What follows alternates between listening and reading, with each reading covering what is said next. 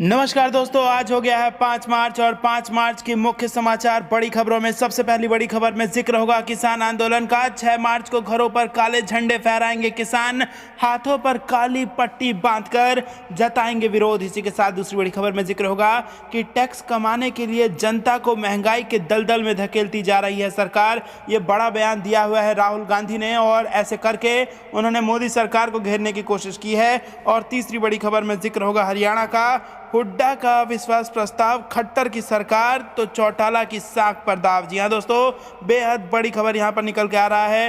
हुड्डा का अविश्वास प्रस्ताव हरियाणा में। तो दोस्तों, क्या हरियाणा में गिर जाएगी भाजपा की सरकार? हर एक खबर की गहराई में आपको ले जाएंगे, लेकिन उससे पहले अगर आप भी देश के किसानों के साथ खड़े हैं तो आप अभी इस वीडियो को लाइक कीजिए और इस लाल बटन को दबा के चैनल को फ्री में सब्सक्राइब करके घंटी बजाकर कमेंट में लिखिए जय हिंद। दोस्तों, रुक करते हैं तमाम बड़ी खबरों की तरफ। किसान आंदोलन। 6 मार्च को घरों पर काले झंडे फहराएंगे किसान, हाथों पर काली पट्टी बांधकर जताएंगे विरोध। जी हां दोस्तों, 3 कृषि कानूनों के खिलाफ चल रहे किसान आंदोलन को 100 दिन पूरे होने को है। दिल्ली बॉर्डर के अलावा रोहतक में भी पानीपत हाईवे पर बने मकड़ौरी टोल प्लाजा के पास भी किसान का धरना लगातार जारी है और करीब 6 मार्च को किसान अपने अपने घरों पर काले झंडे लगाकर और हाथों पर काली पट्टी बांधकर विरोध दर्ज कराएंगे। मकड़ौली टोल प्लाजा के पास धरने पर बैठे किसानों की भीड़ भले ही पहले से कुछ कम दिख रही है, लेकिन किसानों का कहना है कि कुछ लोग दिल्ली बॉर्डर पर आंदोलन में सहयोग देने के लिए निरंतर जा रहे हैं। साथ ही कुछ किसान फिलहाल अपने खेत में गेहूं की फसल की देखरेख में जुटे हैं। आंदोलनकारी किसानों के मुताबिक गर्मी भले ही बढ़ रही हो, लेकिन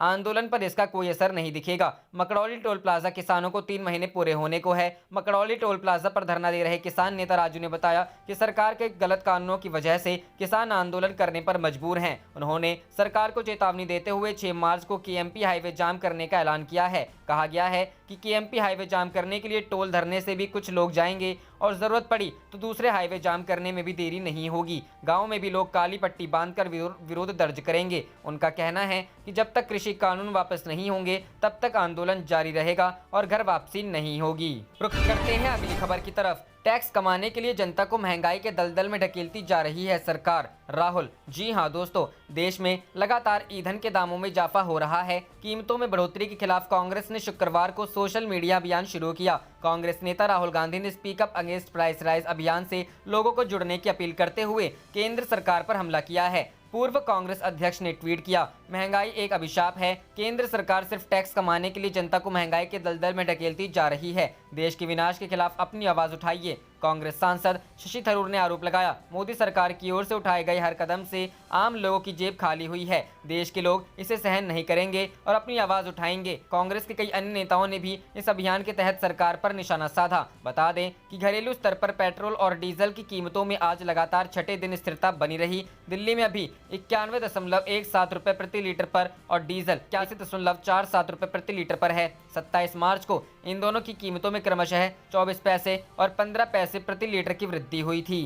रुख करते हैं अगली खबर की तरफ। हरियाणा, हुड्डा का अविश्वास प्रस्ताव, खट्टर की सरकार तो चौटाला की साख दांव पर। जी हां दोस्तों, किसान आंदोलन के बीच हरियाणा में शुक्रवार से शुरू हो रहे विधानसभा के बजट सत्र में कांग्रेस ने खट्टर सरकार को घेरने की रणनीति तैयार कर ली है। 12 दिनों तक चलने वाले इस सत्र हंगामेदार रहने के पूरे आसार हैं। बजट सत्र के पहले दिन ही किसानों के मुद्दे पर सत्ता पक्ष और विपक्ष में टकराव होना तय माना जा रहा है। राज्यपाल सत्यदेव नारायण आर्य के अभिभाषण बाद विपक्ष के नेता भूपेंद्र सिंह हुड्डा बीजेपी जेजेपी गठबंधन की सरकार के विरुद्ध अविश्वास प्रस्ताव लाने का ऐलान कर रखे हैं।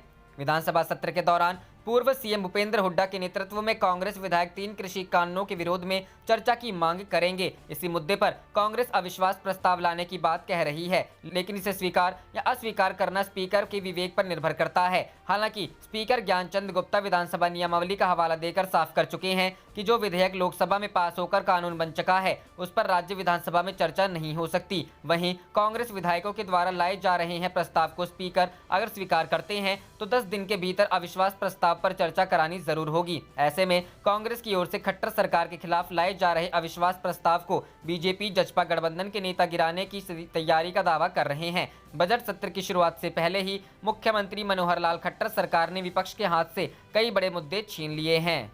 रुख करते हैं अगली खबर की तरफ। वैक्सीन सर्टिफिकेट पर पीएम मोदी की फोटो का मामला, टीएमसी की शिकायत पर इलेक्शन कमीशन ने मांगी रिपोर्ट। जी हां दोस्तों, कोविड वैक्सीन सर्टिफिकेट पर प्रधानमंत्री नरेंद्र मोदी की फोटो को लेकर तृणमूल कांग्रेस ने चुनाव आयोग से शिकायत की थी। इसके बाद चुनाव आयोग ने शुक्रवार को पश्चिम बंगाल के मुख्य निर्वाचन अधिकारी को इसके संबंध में रिपोर्ट देने के आदेश दिए हैं। पार्टी सर्टिफिकेट पर पीएम मोदी की फोटो को आचार संहिता का उल्लंघन बता रही थी। खास बात यह है कि विधानसभा चुनाव के मद्देनजर पश्चिम बंगाल, असम, तमिलनाडु, केरल और पुडुचेरी में विधानसभा चुनावों की घोषणा के बाद 26 फरवरी से आदर्श आचार संहिता प्रभावी है।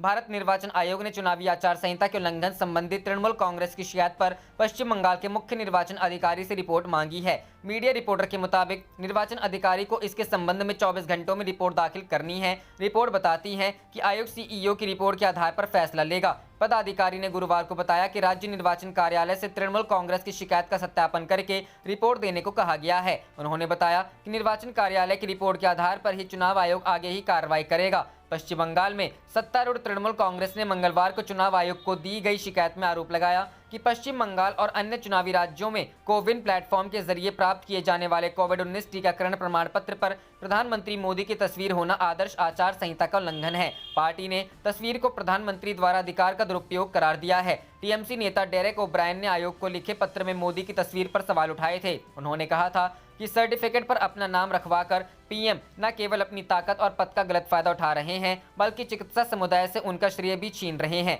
ब्रायन ने चुनाव आयोग से इस काम को रोकने की अपील की थी। बीते बुधवार को ही चुनाव आयोग ने सभी पेट्रोल पंप डीलर्स और दूसरी एजेंसियों से 72 घंटे के भीतर केंद्र की योजनाओं से जुड़ी और पीएम मोदी की तस्वीरें हटाने के लिए कहा है।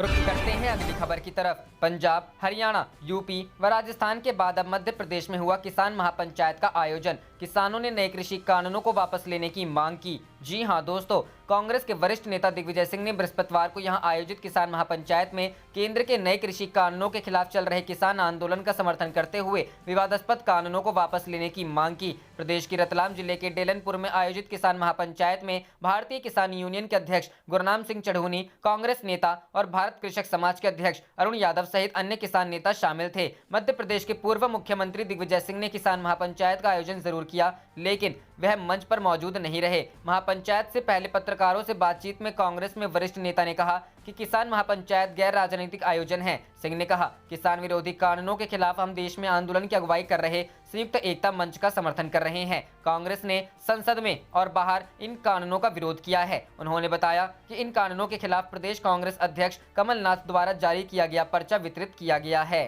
रुख करते हैं अगली खबर की तरफ। राकेश टिकैत का दावा, किसान कानूनों के खिलाफ होगा बीजेपी सांसद का इस्तीफा। जी हां दोस्तों, भारतीय किसान यूनियन के प्रवक्ता और किसान नेता राकेश टिकैत ने दावा किया है कि जल्द ही भारतीय जनता पार्टी की एक सांसद किसान आंदोलन के समर्थन में इस्तीफा देगी। हालांकि टिकैत ने कथित बीजेपी सांसद के नाम की जानकारी नहीं दी। टिकैत ने कहा कि जितने बीजेपी के सांसद हैं उतने दिन यह आंदोलन होगा। टिकैत के इस आंदोलन के बाद अटकलों का दौर शुरू हो गया है। कई जानकारों का मानना है कि पश्चिमी यूपी का कोई बीजेपी सांसद इस्तीफा दे सकता है। कुछ लोगों का मानना है यह शुरुआत हरियाणा या पंजाब का हो सकता है। एक मीडिया रिपोर्ट के अनुसार टिकैत ने कहा कि वह संसद पर मंडी बनाने की बात कही। उन्होंने कहा कि सरकार कह रही है कि हम कहीं भी फसल बेच सकते हैं, किसी भी दाम पर बेच सकते हैं। ऐसे में जहां पर कृषि के कानून पास किए गए हैं उसी संसद के बाहर किसान फसल बेचेंगे, क्योंकि वहां पर तो एमएसपी की गारंटी मिल जाएगी। टिकैत ने दावा किया कि वह किसानों से कह रहे हैं कि वह अपनी फसल लेकर सीधे दिल्ली लेकर आएं और संसद पर बेचें ताकि उन्हें सही दाम मिल सके। किसान नेता ने दावा किया है कि वह पश्चिम बंगाल में भी जाकर किसान पंचायत करेंगे। उन्होंने दावा किया कि चुनावी राजनीतिक या वोट से कोई लेना देना नहीं है, लेकिन वह जाकर किसानों को जागरूक करेंगे। साथ ही वह किसानों को यह भी बताएंगे कि कौन सी सरकार उनके हित में है। भाकियू नेता ने दावा किया कि जब तक तीनों कृषि कानून वापस नहीं हो जाएंगे और एमएसपी का कानून नहीं बनेगा, तब तक हमारा आंदोलन खत्म नहीं होगा। रुख करते हैं अगली खबर की तरफ। बंगाल चुनाव, पुराने और नए नेताओं के बीच हो रही कलह ने बढ़ाई भाजपा की चिंता। जी हां दोस्तों, पश्चिम बंगाल विधानसभा चुनाव में केवल 3 सप्ताह रह गए हैं और ऐसे में भाजपा में जारी अंदरूनी कलह पार्टी के लिए चिंता का सबब बन गई है। एक तरफ जहां भारतीय जनता पार्टी ममता बनर्जी की सरकार को उखाड़ फेंकने के लिए पूरे दमखम से जुटी है, तो दूसरी तरफ पार्टी के पुराने नेताओं और नए शामिल हुए नेताओं में बंटवारे समेत कई मुद्दों पर खींचतान शुरू हो गई है। पिछले कुछ वर्षों में बंगाल में जनाधार और वोट प्रतिशत में इजाफा करने वाले भगवा दल ने दूसरे दलों के नेताओं के लिए भी दरवाजे खोल दिए हैं। चुनावी रणनीति के तहत कई अन्य दलों के वरिष्ठ नेताओं ने भी बंगाल में भाजपा का दामन थाम लिया। भाजपा के सूत्रों ने कहा कि कई ऐसे वरिष्ठ नेता भी भगवा दल में शामिल हुए हैं जिनके साथ पार्टी के पुराने नेताओं की उनके प्रतिद्वंदी दल में रहने के दौरान तनातनी रही थी। भाजपा के एक वरिष्ठ नेता के मुताबिक इस रणनीति को अपनाने से पार्टी को शुरू में फायदा मिला, जिसने तृणमूल कांग्रेस को डूबता जहाज करार दिया था। हालांकि बाद में यह पार्टी में अंदरूनी कलह का कारण बनकर उभरा है। उन्होंने कहा कि इससे भाजपा के भ्रष्टाचार के खिलाफ लड़ाई लड़ने की छवि को नुकसान पहुंचा है, क्योंकि पार्टी में शामिल होने वाले कई नेताओं पर भ्रष्टाचार के आरोप हैं। वरिष्ठ नेता ने कहा कि पार्टी ने हाल ही में अपनी रणनीति में बदलाव करते हुए बड़े स्तर पर नेताओं को शामिल करना बंद कर दिया। हालांकि तब तक नुकसान हो चुका था। साथ ही अब पार्टी को राज्य की 294 सीटों के लिए उचित उम्मीदवार का चयन करने में दिक्कत का सामना करना पड़ रहा है, क्योंकि करीब 8000 लोग उम्मीदवारी का दावा ठोक रहे हैं। भाजपा नेता ने दावा किया, हमने कभी ऐसा नहीं सोचा था कि दूसरे दलों के नेताओं को शामिल करने के बाद ऐसी परिस्थितियों का सामना करना पड़ेगा। रोजाना पार्टी के पुराने नेताओं और नए शामिल हुए नेताओं में अंदरूनी कलह की बात सुनाई देती है। हमें चिंता है कि उम्मीदवारों के नामों की घोषणा होने के बाद यह असंतोष और बढ़ सकता है। वहीं पश्चिम बंगाल की भाजपा इकाई के अध्यक्ष दिलीप घोष ने जोर दिया कि इस समय पार्टी के आधार को विस्तार देने के लिए यह जरूरी था। घोष ने कहा, भाजपा एक बड़ा परिवार है, जब परिवार बढ़ता है तो इस तरह की चीजें होती हैं। अगर हम अन्य दलों से नेताओं को शामिल नहीं करते तो पार्टी का विस्तार कैसे होगा? सभी को पार्टी के नियमों का पालन करना होगा, कोई भी पार्टी से ऊपर नहीं है। भाजपा के सूत्रों ने बताया कि प्रदेश के कई नेताओं और राष्ट्रीय स्वयंसेवक संघ ने अन्य दलों से कुछ निश्चित नेताओं को पार्टी में शामिल किए जाने को लेकर निराशा जाहिर की थी। पिछले कुछ महीनों में प्रतिद्वंदी दलों से हजारों कार्यकर्ता भाजपा में शामिल हुए हैं। तृणमूल कांग्रेस के 19 विधायकों समेत 28 विधायक भगवा दल का दामन थाम चुके हैं। राज्य में सत्तारूढ़ तृणमूल कांग्रेस के एक सांसद भी भाजपा के पाले में जा चुके हैं। रुख करते हैं अगली खबर की तरफ। राकेश टिकैत की केंद्र को धमकी, बॉर्डर खाली कराने के दुस्साहस न करे सरकार, उन्हीं की भाषा में जवाब मिलेगा। जी हां दोस्तों, केंद्र की 3 कृषि कानूनों को लेकर 3 महीनों से दिल्ली की सीमाओं पर आंदोलन कर रहे किसान नेताओं ने अब राजनीतिक तरीके से विरोध जताना शुरू कर दिया है। पहले नेताओं ने कहा था कि उन्हें राजनीति से कोई मतलब नहीं है, लेकिन अब वे कह रहे हैं कि जहां जहां विधानसभाओं के चुनाव हो रहे हैं वहां की जनता से कहेंगे कि वे केंद्र में सत्तारूढ़ भाजपा को वोट ना दें। दिल्ली के गाजीपुर बॉर्डर पर धरना दे रहे भारतीय किसान यूनियन के नेता राकेश टिकैत से जब मीडिया ने इस बारे में पूछा तो उन्होंने कहा, बॉर्डर खाली कराने का दुस्साहस ना करे सरकार, उन्हीं की भाषा में जवाब मिलेगा। उन्होंने कहा कि हम राजनीति नहीं कर रहे हैं, लेकिन जो जैसा समझता है उसको उसी तरह समझाते हैं। कहा, अप्रैल में बंगाल जाएंगे और लोगों को सरकार की नीतियां बताकर उनसे भाजपा को वोट नहीं देने की अपील करेंगे। टिकैत ने कहा, सरकार बोली है कि कहीं भी उपज बेचो तो ठीक है, हम पार्लियामेंट के सामने बेचेंगे, जो हमें रोकने की कोशिश करेगा उसको वही समझाएंगे। कहा, हमें तो अभी मालूम चला है कि नई मंडी के बारे में, दिल्ली की पार्लियामेंट नई मंडी है, वहीं बेचेंगे, देखते हैं यह सरकार कितनी उपज हमसे खरीदती है। बीकेयू नेता बोले, हमने किसानों से कहा है कि लड़ाई लंबी है, वे राशन पानी लेकर तैयार बैठे, यह सरकार बेशरम है, आसानी से नहीं सुनती है, इसके लिए दिल्ली में पार्लियामेंट में चलकर आंदोलन करना पड़ेगा। किसान नेता राकेश टिकैत बोले, राजस्थान के किसान तो तैयार हो गए हैं, वे बहुत जल्द अपने ट्रैक्टर लेकर दिल्ली कूच करेंगे, वहां पर सरकार को घेरेंगे। कहा कि सरकार हमें रोकेगी तो हम सरकार को ही रोक देंगे। वे बोले, हमने कोई सड़क नहीं बंद की, सरकार ने रास्ते रोके हैं, हमने किसानों से कहा है कि वे बैरिकेडिंग तोड़कर आगे बढ़े, सरकार से हम नहीं डरते हैं, हमारी मांग जो पहले थी वो भी अभी है, सरकार कानून वापस ले ले और कमेटी बना दे। एमएसपी पर बातचीत करने के लिए तो हम आंदोलन बंद कर देंगे, फिलहाल तो आंदोलन लंबा चलेगा, हम अभी कोई बातचीत नहीं करेंगे। रुख करते हैं अगली खबर की तरफ। हरियाणा में बीजेपी और जेजेपी में खींचतान, डिप्टी सीएम दुष्यंत चौटाला ने लव जिहाद पर जताया ऐतराज। जी हां दोस्तों, भारतीय जनता पार्टी शासित हरियाणा की मनोहर लाल खट्टर सरकार राज्य में जबरन धर्मांतरण को रोकने के लिए नया लव जिहाद बिल विधानसभा में पेश करने वाली है, लेकिन सरकार की मुख्य सहयोगी जन नायक जनता पार्टी के नेता और राज्य के उप मुख्यमंत्री दुष्यंत चौटाला ने लव जिहाद शब्द पर आपत्ति जताई है। चौटाला ने एनडीटीवी से कहा कि वह लव जिहाद शब्द से सहमत नहीं है, जिसे दक्षिणपंथी मुस्लिम पुरुषों द्वारा हिंदू महिलाओं के जबरन धर्म परिवर्तन के लिए इस्तेमाल करते रहे हैं। उप मुख्यमंत्री ने कहा, मैं लव जिहाद नामक शब्द से सहमत नहीं हूं, हमें विशेष रूप से बलपूर्वक कराए जाने वाले धर्मांतरण की जांच के लिए एक कानून मिलेगा और हम इसका समर्थन करेंगे। यदि कोई स्वेच्छा से धर्मांतरण करता है या किसी अन्य धर्म के साथी से विवाह करने के लिए धर्मांतरण करता है तो उस पर कोई रोक नहीं है। दुष्यंत चौटाला की यह टिप्पणी ऐसे समय में आई है जब किसान आंदोलन के मुद्दे पर जन नायक जनता पार्टी और दुष्यंत चौटाला पहले से ही बीजेपी के स्टैंड से नाखुश हैं। चौटाला किसानों की मांगों का समर्थन कर चुके हैं और तीनों कृषि कानूनों की समीक्षा की मांग कर चुके हैं। चौटाला ने तो यहां तक कहा कि अगर किसानों की बातें नहीं सुनी गई तो वह सरकार से इस्तीफा दे देंगे। बता दें कि उत्तर प्रदेश, मध्य प्रदेश और कर्नाटक सहित कई भाजपा शासित राज्यों ने पहले ही इस तरह के कानूनों को लागू कर दिया है, लेकिन हरियाणा में तैयारी के बाद नूंह जिले में जेजेपी को मुस्लिम समुदाय का विरोध झेलना पड़ रहा है, जहां उसकी बड़ी आबादी है और जेजेपी का वोट बैंक है। इस बीच चौटाला डैमेज कंट्रोल में जुड़ गए हैं। उन्होंने बुधवार को चंडीगढ़ में मुस्लिम समुदाय के नेताओं संग अहम बैठक की। जेजेपी के अल्पसंख्यक सेल के हेड मोहसिन चौधरी ने कहा, हमने अपने नेता दुष्यंत चौटाला के साथ मेवात के लोगों की एक बैठक आयोजित की थी। उन्होंने विधानसभा में पेश किए जाने वाले नए कानूनों के बारे में हमारी चिंताओं को सुना और उस पर सकारात्मक भरोसा दिया है। सूचना का अधिकार के तहत प्राप्त जानकारी के मुताबिक हरियाणा में पिछले 3 साल में अंतर धार्मिक संबंधों की वजह से 4 केस दर्ज किए गए हैं। इनमें से 2 में पुलिस ने FIR कैंसिल की है, जबकि तीसरे में कोर्ट ने आरोपी को बरी कर दिया है और चौथा अभी भी कोर्ट में लंबित है। यह RTI पानीपत के रहने वाले PP कपूर ने दाखिल की थी। ये सभी मामले राज्य के अंबाला, पानीपत और नूंह जिले में दर्ज किए गए थे। रुख करते हैं अगली खबर की तरफ। हमारी सरकार बनी तो EVM मशीन हटा देंगे, बोले अखिलेश यादव। इतना बुरा हारेगी भाजपा, सोच नहीं सकते। जी हां दोस्तों, समाजवादी पार्टी के अध्यक्ष अखिलेश यादव ने गुरुवार को विश्वास जताया कि उत्तर प्रदेश के आगामी विधानसभा चुनाव में उनकी पार्टी 350 से ज्यादा सीटें हासिल करेगी। उन्होंने कहा कि सत्ता में आने के बाद Samajwadi party electronic voting machine की व्यवस्था को खत्म करने के लिए अभियान चलाएगी। अखिलेश ने यहाँ संवाददाता सम्मेलन में EVM पर पूछे गए एक सवाल पर कहा, EVM के बारे में मैं आज भी कह रहा हूँ कि उस पर किसी को भरोसा नहीं है। हाल ही में अमेरिका का चुनाव मतपत्रों से हुआ, उसमें भी कई दिनों तक मतगणना हुई। मतपत्रों से मतदान कराने पर लोगों का भरोसा बहाल होगा। हालांकि यह लड़ाई अभी लड़ी नहीं जा सकती। उत्तर प्रदेश के पूर्व मुख्यमंत्री ने कहा, हम प्रशिक्षण शिविर चला रहे हैं। समाजवादी पार्टी से जुड़े सारे लोग अपना वोट डाल देंगे तो भाजपा अपने आप हार जाएगी। सत्ता में आने पर समाजवादी पार्टी EVM की व्यवस्था खत्म करने के लिए अभियान चलाएगी। एक अन्य सवाल पर अखिलेश ने आरोप लगाया, उत्तर प्रदेश में बिहार विधानसभा चुनाव जैसी स्थिति नहीं होगी। वहां तो महागठबंधन की सरकार बन रही थी, लेकिन भाजपा ने सत्ता छीन ली। उन्होंने कहा, उत्तर प्रदेश विधानसभा चुनाव में भाजपा इतने बड़े अंतर से हारेगी जिसकी किसी ने कल्पना भी नहीं की होगी। सपा 350 से अधिक सीटें जीतेगी। मुख्यमंत्री योगी आदित्यनाथ द्वारा सपा की टोपी पर निशाना साधे जाने के बारे में पूछे गए सवाल पर अखिलेश ने कहा, समाजवादी पार्टी की टोपी का जो लाल रंग है वह हमारी क्रांति का, हमारे खून का रंग है और सबसे बड़ी बात यह है कि हमारी भावनाओं का रंग है, मगर हमारे प्रधानमंत्री के अंदर भावना ही नहीं है। रुख करते हैं अगली खबर की तरफ।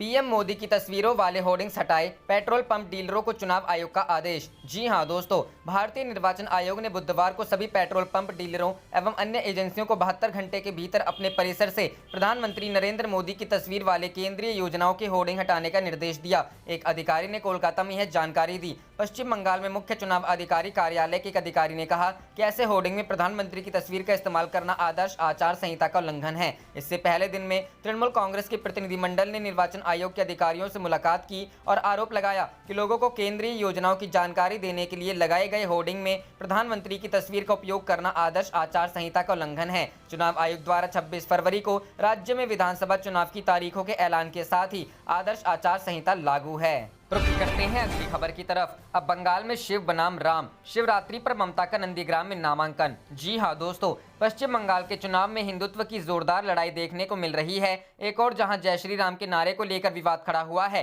तो वहीं अब बंगाल की मुख्यमंत्री ममता बनर्जी सॉफ्ट हिंदुत्व की रणनीति अपना रही हैं। माना जा रहा है यही कारण है कि उन्होंने अपने नामांकन के लिए 11 मार्च का दिन चुना है। इस दिन महाशिवरात्रि का पर्व है। जय श्री राम हो या जय सिया राम, इन नारों के मसले पर तृणमूल कांग्रेस और भारतीय जनता पार्टी में जंग छिड़ी हुई है। बीजेपी जहां ममता बनर्जी और TMC को रामद्रोही करार देने पर जुटी है, तो TMC इसे सिर्फ चुनावी स्टंट करार दे रही है। नामांकन की तैयारी हुई शुरू। पश्चिम बंगाल की मुख्यमंत्री ममता बनर्जी 11 मार्च को नंदीग्राम से चुनावी बिगुल फूंकेगी। इसके लिए तैयारियां शुरू कर दी गई हैं। नंदीग्राम में अस्थायी आवास और चुनाव कार्यालय का इंतजाम किया गया है। ममता बनर्जी 10 मार्च को पूर्व मिदनापुर की हल्दिया पहुंच जाएंगी। यहां रात्रि विश्राम से पहले मीटिंग करेंगी और अगले दिन नंदीग्राम जाएंगी। नामांकन दाखिल करने के लिए शिवरात्रि को खास वजह से चुना गया है। चर्चा है कि ममता बनर्जी शिवरात्रि के दिन नामांकन भरकर संदेश देना चाहती हैं कि वह शिव भक्त हैं और इस पावन हिंदू त्योहार को जीवन के बड़े काम के लिए चुना है, क्योंकि हिंदू कोई भी बड़ा काम पावन दिन को ही करते हैं। चुनाव प्रचार के लिए बनाई गई रणनीति। माना जा रहा है कि महाशिवरात्रि पर चुनावी शंखनाद कर ममता बनर्जी की सोच है कि बीजेपी के जय श्री राम नारे के मुकाबले में शिव का नाम खड़ा किया जा सके। वहीं ममता बनर्जी के चुनाव प्रचार की रणनीति पर पूरा खाका भी तैयार कर लिया गया है। बताया गया है कि विरोधियों को चित करने के लिए ममता बनर्जी चुनाव प्रचार पैदल करेंगी। एक दिन में कई किलोमीटर तक पैदल चलने का प्लान है। रुख करते हैं अगली खबर की तरफ। मुस्लिमों पर हमले, राजद्रोह के मामले, यूएस थिंक टैंक ने घटाई इंडिया की फ्रीडम रैंकिंग। जी हां दोस्तों, अमेरिका के वॉशिंगटन स्थित थिंक टैंक ने भारत के फ्रीडम स्कोर को डाउनग्रेड यानी कि नीचे कर दिया है। फ्रीडम हाउस की रैंकिंग में भारत पहले फ्री कैटेगरी के देशों में था, लेकिन अब भारत की रैंकिंग को अब घटाकर पार्टली फ्री कैटेगरी में डाल दिया गया है। इस संस्था ने अपनी रिपोर्ट में कहा है कि साल 2014 से जब से भारत में नरेंद्र मोदी की सरकार आई है, तब से भारत में नागरिक स्वतंत्रता का क्षरण हो रहा है। इस रिपोर्ट में राजद्रोह के केस का इस्तेमाल, मुस्लिमों पर हमले और लॉकडाउन के दौरान लगाए गए प्रतिबंधों का जिक्र है। नई रिपोर्ट में इंडिया का स्कोर 71 से घटकर 67 हो गया है। यहाँ 100 का स्कोर सबसे मुक्त देश के लिए रखा गया है, जबकि भारत की रैंकिंग 211 देशों में 83 से फिसलकर 88वें स्थान पर आ गई है। फ्रीडम हाउस ने अपनी सालाना रिपोर्ट में कहा है कि हालांकि भारत में बहुदलीय लोकतांत्रिक व्यवस्था है, लेकिन प्रधानमंत्री नरेंद्र मोदी और हिंदू राष्ट्रवादी भारतीय जनता पार्टी की सरकार भेदभाव की नीतियां अपना रही है। इस दौरान हिंसा बढ़ी है और मुस्लिम आबादी इसका शिकार हुई है।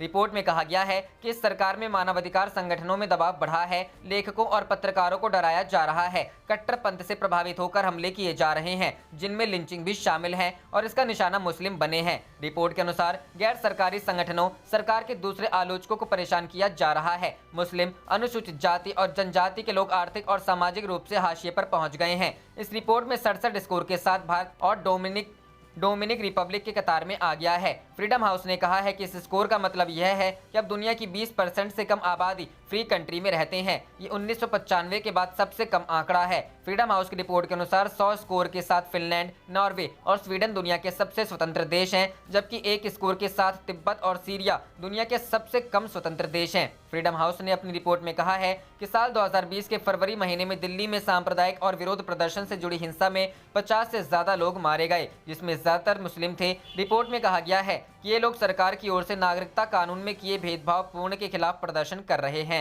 रुख करते हैं अगली खबर की तरफ। राकेश टिकैत बोले, अब नहीं मिलेगा नौजवानों को रोजगार, बैरिकेडिंग तोड़ना सीख लो, ट्रैक्टर किसान का टैंक है। जी हां दोस्तों, भारतीय किसान यूनियन के नेता राकेश टिकैत ने राजस्थान में किसानों को संबोधित करते हुए कहा कि जो हमारे नौजवानों साथी हैं, उन्हें रोजगार अब नहीं मिलेगा। अब नई भर्ती नहीं हो रही है, जो नौकरी में थे उन्हें भी निकाल दिया गया है। साथ ही उन्होंने कहा कि बैरिकेडिंग तोड़ना सीख लो, ट्रैक्टर किसान का टैंक है। राकेश टिकैत ने कहा कि जब तक आप बैरिकेडिंग तोड़कर आगे नहीं बढ़ोगे, तब तक आप दिल्ली तक आंदोलन नहीं कर सकते हो। बैरिकेडिंग तोड़ना ही तो आंदोलन का हिस्सा है। उन्होंने कहा कि अगला जो आंदोलन होगा उसमें बैरिकेडिंग कहीं भी नहीं होनी चाहिए। प्रशासन अगर कहे कि धारा 144 लागू है, तो मैं आपको कहता हूं कि भारतीय किसान यूनियन उन जगहों पर 288 धारा 7 वहां पर लगाती है। टिकैत ने कहा कि इस बार के आंदोलन में राजस्थान काफी मजबूती के साथ डटा हुआ है। प्रधानमंत्री पर हमला करते हुए किसान नेता ने कहा कि नरेंद्र मोदी ने कहा था कि एमएसपी है, एमएसपी थी और रहेगी। 10 दिनों में आपका फसल आ जाएगा, तब आप भी कह देना एमएसपी थी, है और रहेगी। उनकी घोषणाओं का पता आप लोगों को चल जाएगा। उन्होंने कहा कि ये कुछ नहीं करने वाले हैं, ये लुटेरे हैं, देश को लूटने आए हैं। राजस्थान के झुंझुनू में किसानों को संबोधित करते हुए भारतीय किसान यूनियन के नेता राकेश टिकैत ने किसानों को नया फॉर्मूला दिया था। उन्होंने कहा था, ये दिन के लुटेरे हैं, भगाना पड़ेगा, अनाज लेकर अब दिल्ली जाना होगा। मंगलवार को किसान महापंचायत में उन्होंने किसानों से दिल्ली चलने की अपील की थी तथा कहा था कि अनाज ट्रैक्टर में भरकर दिल्ली चलें। रुख करते हैं अगली खबर की तरफ। राहुल ने तापसी अनुराग के यहाँ सीबीआई छापे पर उठाए सवाल, कहा एजेंसियों को उंगली पर नचाती है सरकार। जी हां दोस्तों, कांग्रेस के पूर्व अध्यक्ष राहुल गांधी ने एक बार फिर केंद्र सरकार पर निशाना साधा है। उन्होंने गुरुवार को कुछ मुहावरों का उदाहरण देकर केंद्र सरकार पर तंज कसा है। उनके इस ट्वीट को फिल्म निर्देशक अनुराग कश्यप और अभिनेत्री तापसी पन्नू की यहां हुई आयकर विभाग की छापेमारी से जोड़कर देखा जा रहा है। कांग्रेस नेता का कहना है कि केंद्र सरकार सीबीआई को अपनी उंगली पर नचाती है। राहुल गांधी ने ट्वीट कर कहा, कुछ मुहावरे, अंगुलियों पर नचाना, केंद्र सरकार आईटी विभाग, ईडी सीबीआई के साथ ये करती है, भीगी बिल्ली बनना, केंद्र सरकार के सामने मित्र मीडिया,